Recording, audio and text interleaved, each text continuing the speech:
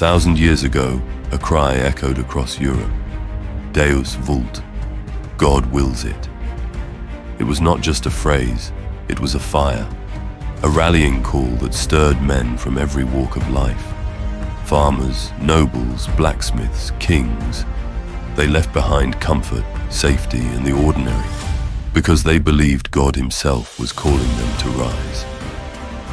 When Pope Urban II spoke those words, he wasn't simply announcing a campaign. He was reminding men of this truth. Our lives are not our own. We are called, chosen, and sent for a higher purpose. God wills it. This was the heartbeat of warriors who marched under the cross. They were flawed, imperfect men, but they carried within them a conviction greater than fear, greater than doubt. The conviction that God's will must prevail. And while centuries have passed, the cry has not lost its power. Brothers, the world today may not call us to take up sword and shield, but it does call us to battle. The enemies are different, but they are no less real. Lies that corrupt truth, darkness that mocks the light, sin that wages war on the soul.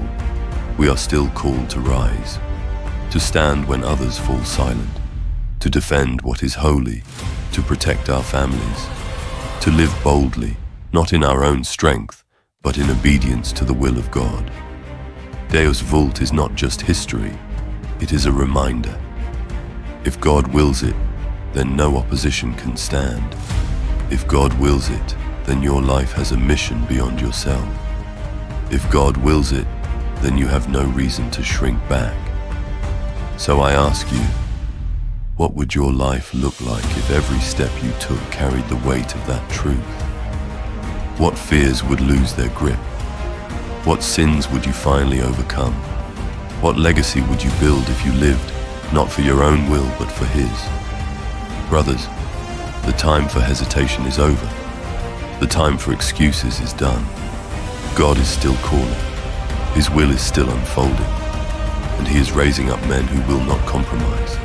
Let this be your cry. Let this be your banner. Let this be the fire in your bones. Deus Vult. God wills it. And because He wills it, we rise, we fight, we endure. And by His strength, we overcome.